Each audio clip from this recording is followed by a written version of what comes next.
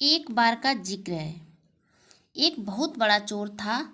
जब वो मरने लगा तो अपने बेटे को बुलाकर नसीहत दी कि अगर तुझे चोरी ही करना है तो किसी महात्मा के सत्संग में या गुरुद्वारे, धर्मशाला या धर्म स्थल पर कभी मत जाना।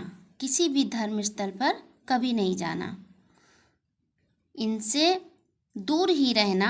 और दूसरी बात, अगर पकड़े जाओ तो मानना नहीं कि तुमने चोरी की है, चाहे कितनी भी मार पड़े, मानना नहीं कि तुमने चोरी की है। लड़के ने कहा, पिताजी सत्य वचन, मैं ऐसा ही करूँगा।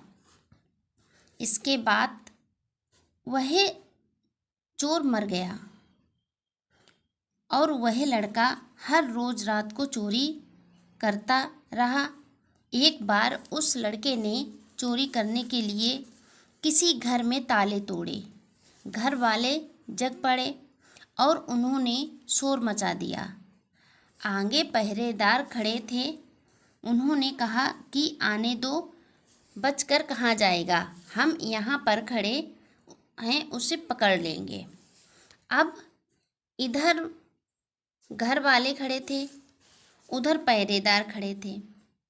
चोर जाए तो किधर जाए। खैर किसी तरह वो बचने के लिए वहाँ से भागा तो रास्ते में एक धर्मशाला पड़ी थी। उसे बचने के लिए कोई जगह नहीं मिल रही थी, कहीं पर वो छुप नहीं पा रहा था। उसके दिमाग में आया, क्यों ना हम इसी धर्मशाला में कहीं छुप जाएं। लेकिन उसे अपने पिता की सलाह याद आई कि धर्मशाला में नहीं जाना है। लेकिन अब करे तो क्या करे। आखिर उसने सोचा कि मौका का फ़ायदा उठाना चाहिए और धर्मशाला में चले जाना चाहिए। पिता का आज्ञाकारी बेटा था। उसने कानों में अपनी दोनों उंगली डाल ली कि उपदेश के वचन कानों में ना पड़े। हमारे पिता ने मना कर रखा है कि सत्संग में नहीं जाना, तो उसने कानों में अपनी दोनों उंगली डाल ली कि मेरे कानों में सत्संग की आवाज़ नहीं जानी चाहिए। लेकिन दोस्तों, जो हमारा मन होता है वह बहुत ही चंचल होता है। जहाँ के लिए उसे मना करो वहीं पर वो पहुँच जाता है। इसे जिधर मोड़ो उधर ही जाने लगता है। कानों को बंद कर लेने पर भी चोर के कानों में यह वचन पड़ गए कि देवी देवताओं की परछाई नहीं होती। वहाँ पर उपदेश हो रहे थे और चोर ने कान बंद कर रखा था, फिर भी उसके कानों में थोड़ी सी आवाज़ आ गई कि देवी देवताओं की परछाई नहीं होती। तभी चोर के मन ने कहा कि परछाई हो चाहे ना हो, मुझे क्या। फिर मैंने यह वचन जानबूझकर तो नहीं सुने हैं।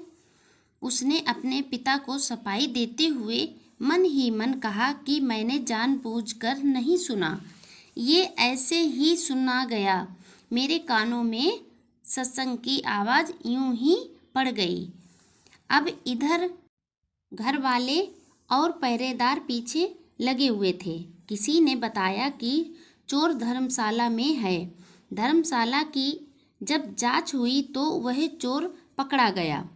दोस्तों, उस चोर की पुलिस ने बहुत पिटाई की, लेकिन वह नहीं माना कि उसने चोरी की है। और आपको बता दें कि उस समय यह नियम था कि जब तक मुजरिम अपराध ना माने तो सज़ा नहीं दी जा सकती। आखिर उस चोर को सज़ा राजा के दरबार में जाकर मिलेगी। राजा के सामने पेश किया गया। वहाँ पर भी खूब मार पड़ी, लेकिन चोर जो था कि मानने को तैयार ही ना था। उसने अपने पिता को वचन दे रखा था कि कितना भी मार पड़े मानना नहीं। कि हमने चोरी की है। राजा को पता था कि चोर जो होते हैं वो देवी की पूजा करते हैं, देवी की आराधना करते हैं। इसीलिए पुलिस ने एक ठगनी को बुलाया अपनी सहायता के लिए।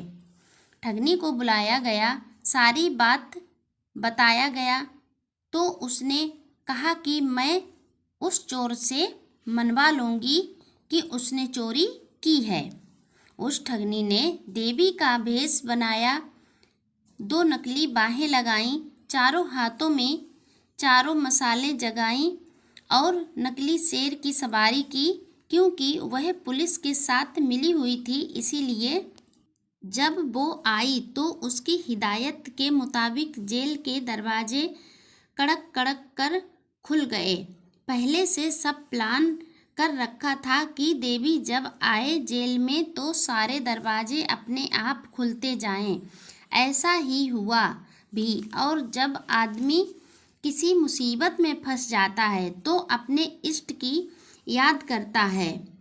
इसीलिए चोर भी अपने इष्ट की आराधना कर रहा था, अपने इष्ट देवता को याद कर रहा था, देवी की याद में बैठा हुआ था। अचानक से दरवाज़ा खुल गया और अंधेरे कमरे में एकदम रोशनी हो गई और उस ठगनी जो देवी का रूप धारण किए थी, देवी के रूप में ही एक खास अंदाज में कहा, देखो भक्त, तूने मुझे याद किया और मैं आ गई।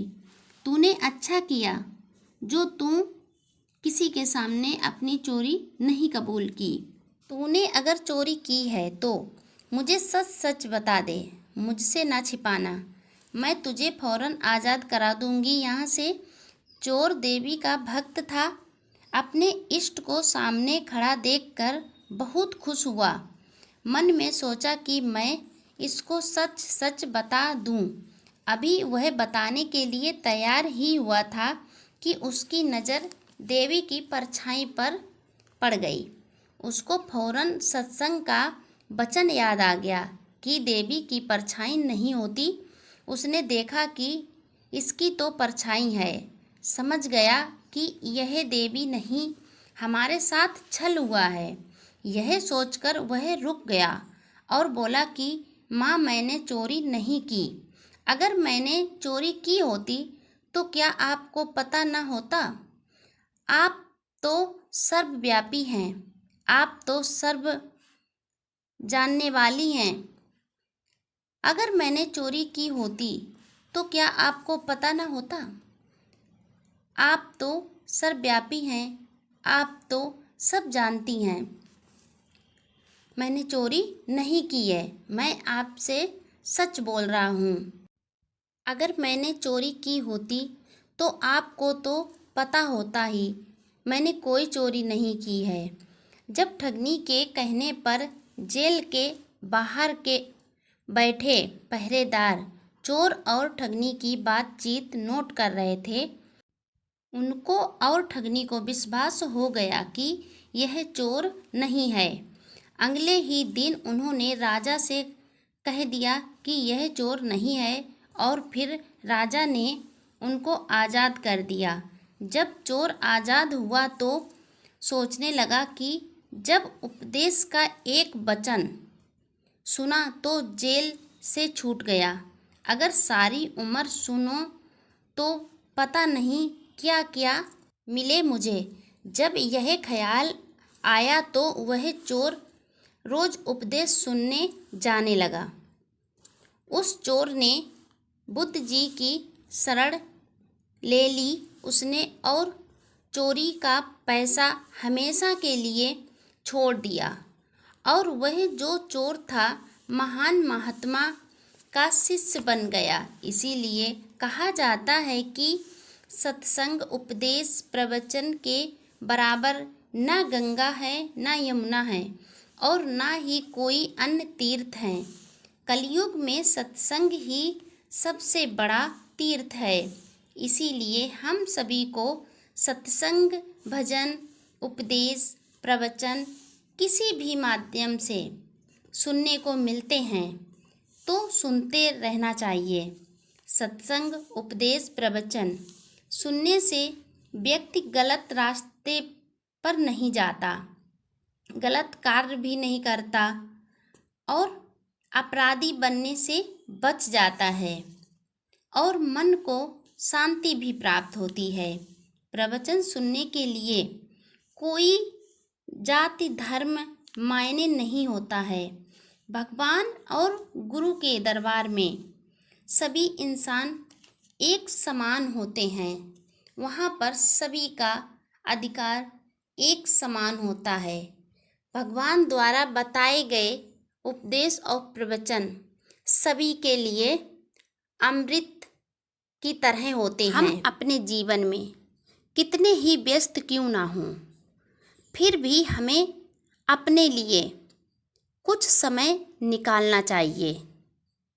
जितना भी हो सके अपने मन की शांति के लिए कुछ मिनट निकालने चाहिए, जिससे हम अपने दिमाग को शांत रख सकें। यह कहानी अगर आपको थोड़ी सी भी अच्छी लगी हो तो वीडियो लाइक शेयर ज़रूर कर दें।